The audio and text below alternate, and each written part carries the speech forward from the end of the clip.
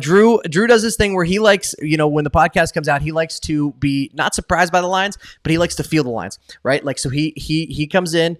I do a lot of notes. I'm very the opposite. Drew's a different personality, but I come in with a lot of notes, and Drew's just like, I'm feeling the Chargers this week, -1 and -1 point. You know what? I'm going to bet everything the Chargers can offer me, and you know what? He hits his bet the house. I don't hit my bet the house. So if you guys are listening to this, go with the vibes here because Drew's holding this podcast together.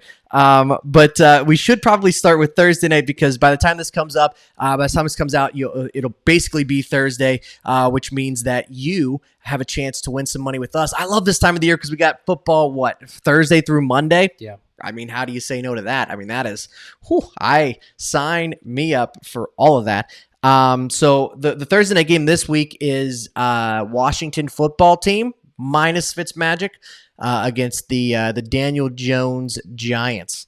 And right now that line is at 3 points. See if it's still there. I think it's still there. It's still at 3. Still at 3? It's still 3, correct? That's correct. Washington football team -3 is -118. So it's there for a little while. So how do you feel about this? Because I'll tell you where I'm leaning. I'm leaning Washington football team -3. They have a great defense. We saw what the Giants did last week against a great defense in Denver.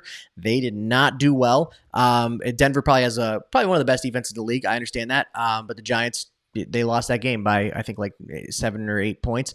I know that this week's a little bit different because Ryan Fitzmagic is out. He's on IR. But the biggest matchup an NFL team can exploit. If you're scheming for an NFL game, the biggest matchup you can exploit is your front four versus their front four. And if your front four is better than their front four, you have a real good chance. So the Washington football team has one of the best front fours.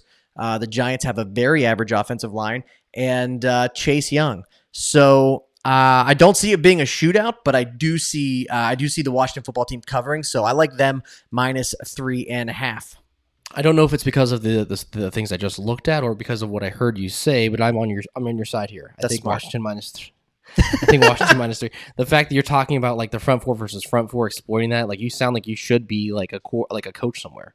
Like you've done your research. I think like. I don't know. I might start like Penn Hills Middle School. All right. Yeah. And X's then and start as just the line coach. Since the front four versus front four is like the biggest thing. I would start there. What I was looking at was that we're gonna have Heineke behind center for the Washington football team. So that's what he had 70% completion percentage. It takes care of the football. Daniel Jones. Not only the quarterback for the New York Giants, but the leading rusher in Week 1. He beat Saquon. He beat Saquon in Week 1. He also lost the most fumbles. Talking about the front four versus front four. If Saquon Barkley is rushing for 26 yards in a game, I think that's a clear sign that the front four might not be doing what they need to be doing. Right. And if it's only going to get worse against, I know I might actually watch that game. Well, it's Thursday night. Yeah, so I'll probably watch that. But I might actually pay attention to just that front four from Washington's defense because they are. I remember they were impressive last year. I don't know who else changed, but I know that they were impressive last year. They were, and that I think that -3 is making a whole lot of sense to me right now. Yeah, they were, and you really just got to watch Chase Young because that man is a whole man. Like he's done nothing but impress every single week that he's been in the league. He always gets the quarterback.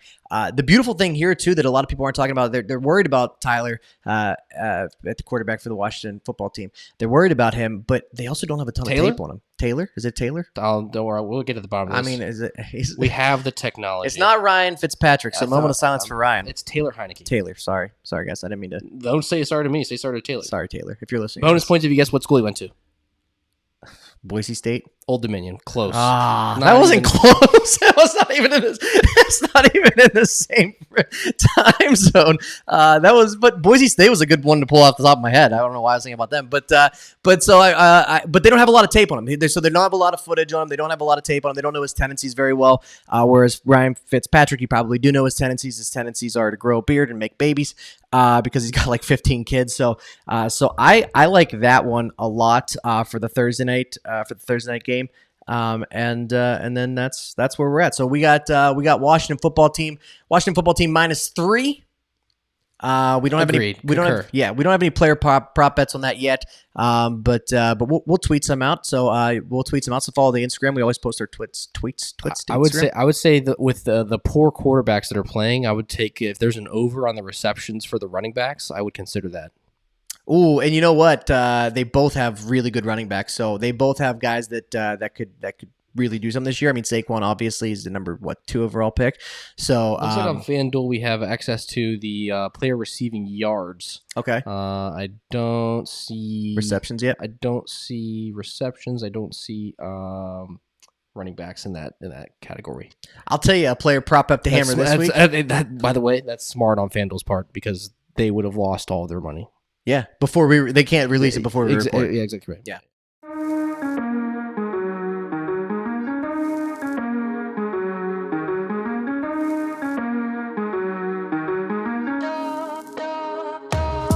Gambling problem? Call 1-800-GAMBLER.